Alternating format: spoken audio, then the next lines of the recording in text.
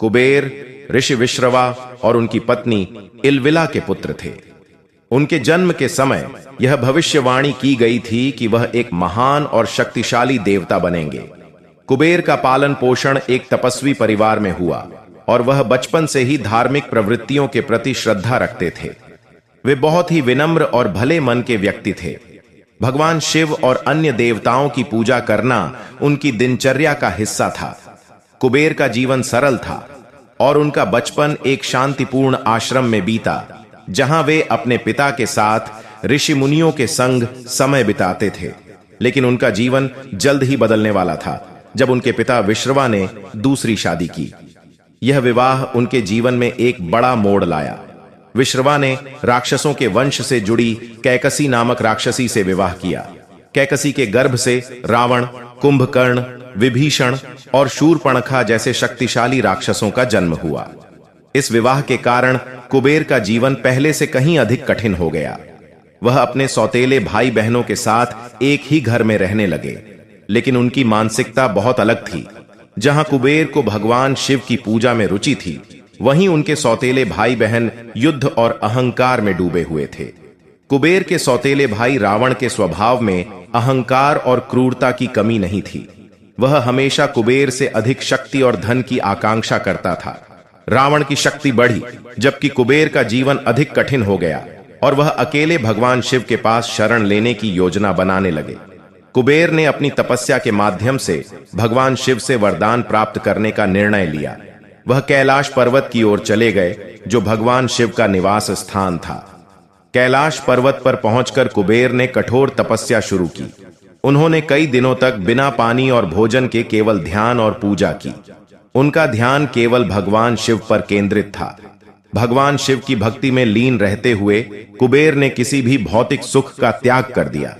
उन्होंने खुद को पूरी तरह से तपस्या में समर्पित कर दिया और शिव के दिव्य रूप की आराधना में निरंतर लीन रहे। उनकी तपस्या इतनी गहरी थी कि देवता, मुनि और अन्य प्राणी भी उनके तप की महिमा को देखकर प्रभावित हुए। कुबेर की तपस्या के कारण भगवान शिव ने उन्हें दर्शन दिए। भगवान शिव ने कुबेर को अपनी कृपा से आशीर्वाद दिया और उन्हें अमूल्य वरदान दिया। भगवान शिव ने कुबेर को यह वरदान दिया कि वह धन के देवता बनेंगे और उनकी पूजा संसार भर में की जाएगी। कुबेर को भगवान शिव ने एक दिव्य ऐश्वर्य प्रदान किया, जिससे वह धन और समृद्धि के प्रतीक बने।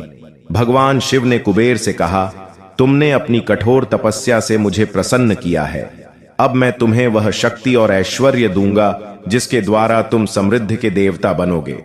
तुम्हारी शक्ति इतनी बढ़ेगी कि तुम्हारे पास असीमित धन होगा और तुम्हारा नगर अलकापुरी स्वर्ग से भी अधिक सुंदर होगा। भगवान शिव के आशीर्वाद से कुबेर ने अलकापुरी नामक एक स्वर्गीय नगर की स्थापना की। यह नगर सोने, चांदी और रत्नों से सुसज्जित था। अलकापुरी की भव्यता के कारण यह स्वर्गीय नगर के समान प्रतीत होता था। यहाँ की नदियों में सोना बहता था और हर स्थान पर अनगिनत रत्न और आभूषण थे। कुबेर ने अलकापुरी को धन के देवता का निवास स्थान बना दिया। वहां पर यक्ष, गंधर्व और अन्य देवता निवास करते थे। अलकापुरी को देखकर यह स्पष्ट था कि भगवान शिव का वरदान पूरी तरह से कुबेर को मिला था। वह अब धन, वैभव और ऐश्वर्य के प्रतीक बन चुके थे। कुबेर का धन और वैभव देखते हुए रावण ने उसकी प्रतिष्ठा को चुनौती दी। रावण, जो पहले ही अहंकार से भरा हुआ था, अब अपनी शक्ति को और बढ़ाने की योजना बनाने लगा। उसने कुबेर से उसका शहर छीनने का विचार किया और अलकापुरी पर आक्रमण किया। रावण का सेना लेकर आक्रमण करना अलकापुरी के लिए एक गंभीर संकट था, लेकिन कुबेर की विनम्रता और आत्मसमर्पण की भावना ने उसे रावण से लड़ने का साहस दिया। वह अपनी शक्ति का उपयोग करने के बजाय भगवान शिव के पास सहायता की प्रार्थना करने गया। कुबेर हार मानकर भगवान शिव के पास शरण लेने गया। भगवान शिव ने उसे आश्वासन दिया कि वह उसकी सहायता करेंगे। भगवान शिव के आशीर्वाद से रावण की योजना विफल हो गई। शिव ने रावण की सेना को नष्ट कर दिया और कुबेर की प्रतिष्ठा पुनः स्थापित की। कुबेर को भगवान शिव के आशीर्वाद से मिली शक्ति ने उसे अपने साम्राज्य का पुनर्निर्माण करने का अवसर दिया। भगवान शिव ने यह भी कहा, तुमने अपने जीवन में हमेशा भगवान के प्रति भक्ति का पालन किया है। इसलिए तुम पुनः अपनी स्थिति में आकर अलकापुरी को और भी समृद्ध बनाओगे। भगवान शिव के आशीर्वाद से कुबेर ने अपनी राजधानी अलकापुरी को फिर से संजोया।